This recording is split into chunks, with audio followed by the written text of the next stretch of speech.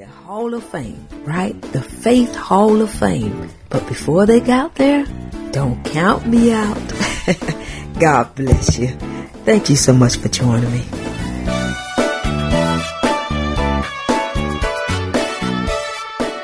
Christ Jesus may display his what?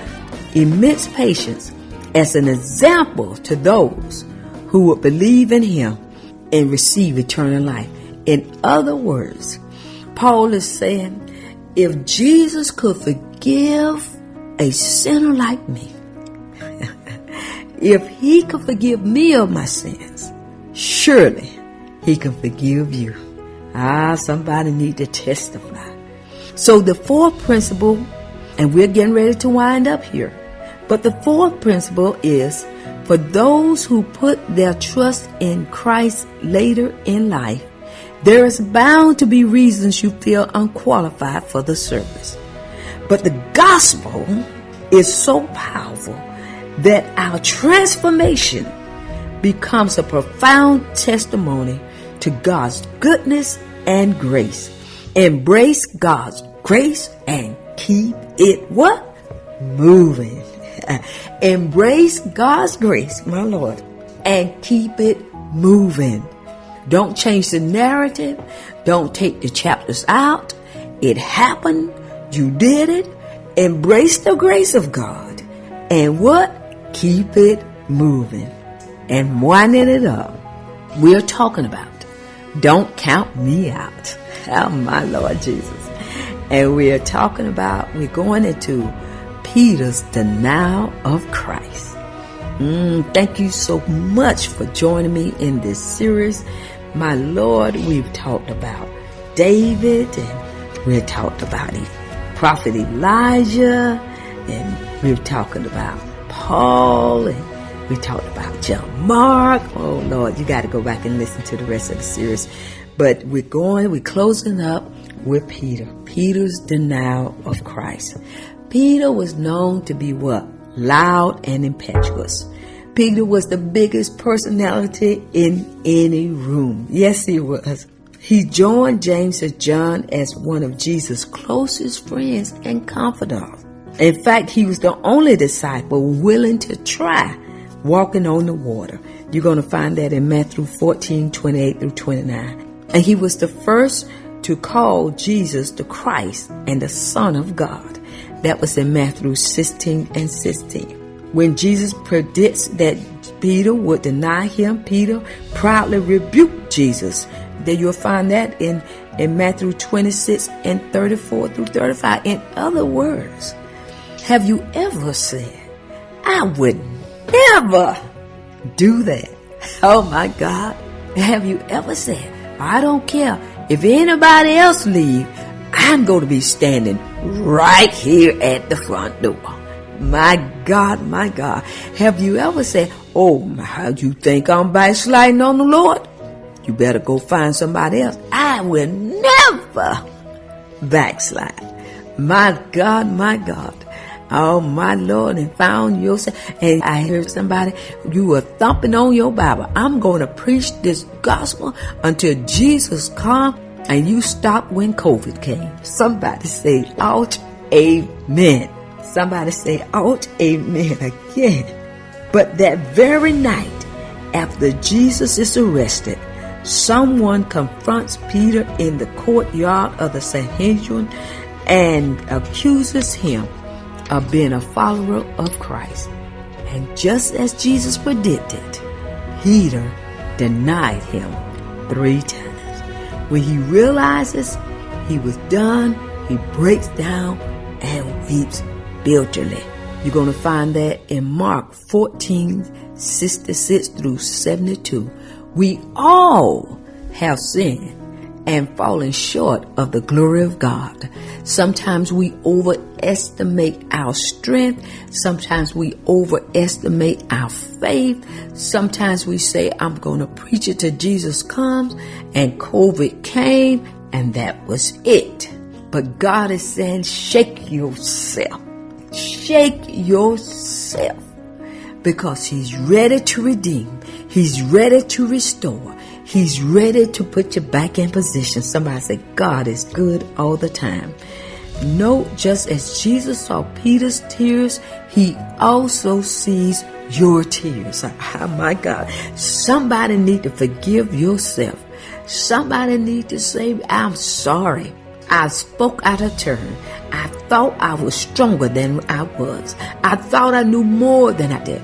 But when the trial of this pandemic and the pressure of it came down on my shoulders, I broke. I was not as strong as I thought. So did Peter's failure, or if your failure, or if my failure excludes us from Christ's plans? Of course not. On the contrary, Peter is the first of the 12 that Jesus appears to.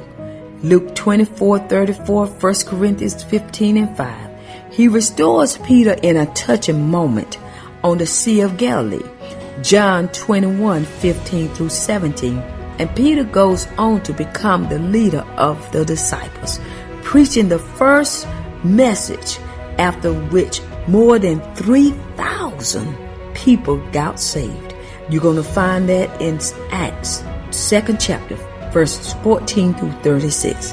Peter, on the day of Pentecost, filled with the Holy Ghost, preaches a powerful message. Over 3,000 got saved. Preaches another message. Another 5,000 get saved. The one who had denied Christ. The one who said, Lord, forgive me. The one who wept bitterly was restored. Peter, do you love me? Feed my sheep. And that's what God is saying to those out there who have fallen weak in this hour, fell under the pressure, overestimated your own strength, overestimated your own importance, overestimated your ability to stand in the face of trials and temptations. But the answer is, do you love him? Do you love Jesus?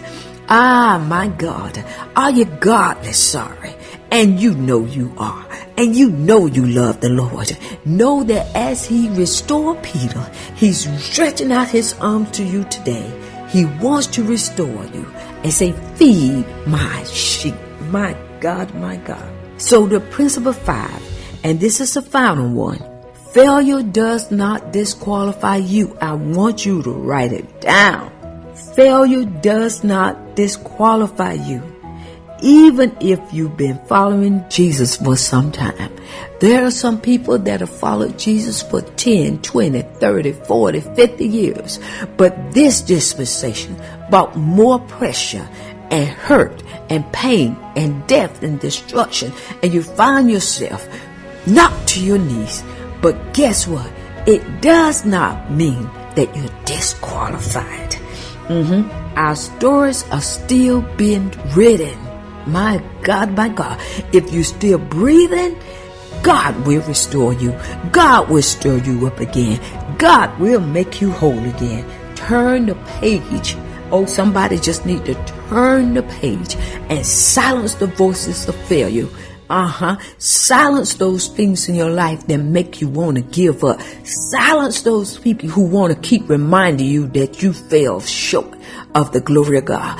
Plead the blood of Jesus and walk in grace and mercy and keep it moving. The only way that failure can get the last word in our lives is if we choose to let it. We serve a God who's able to take our defeats, our mistakes, and use us to bring glory to his name. Don't count me out. Romans 8:28. Reading from the Amplified Version. And we know with great confidence that God, who's deeply concerned about us, causes all things to work together as a plan for good for those who love God and those who are called according to his purpose. You're on a renewed journey. If you've fallen into some type of adultery or sexual sin, take hope. God restored David and he will restore you. If you were the evangelist of the hour, the prophet of the hour, the vessel of the hour, and you had a nervous breakdown, an emotional breakdown, study about Elijah and know that if God did it for the prophet Elijah, he would do it for you. He's not a respecter of person. If you got caught up in the midst, you did a split, you got so far down the road, then you turn your back on that gospel plow. My God, my God. And in your turning back, you split up people. You split up churches. You made some horrible mistakes. You deserted it. My God, my God. Then call up and recall John Mark and how God restored him. And remember, there are two key players there. There was Paul and Barnabas.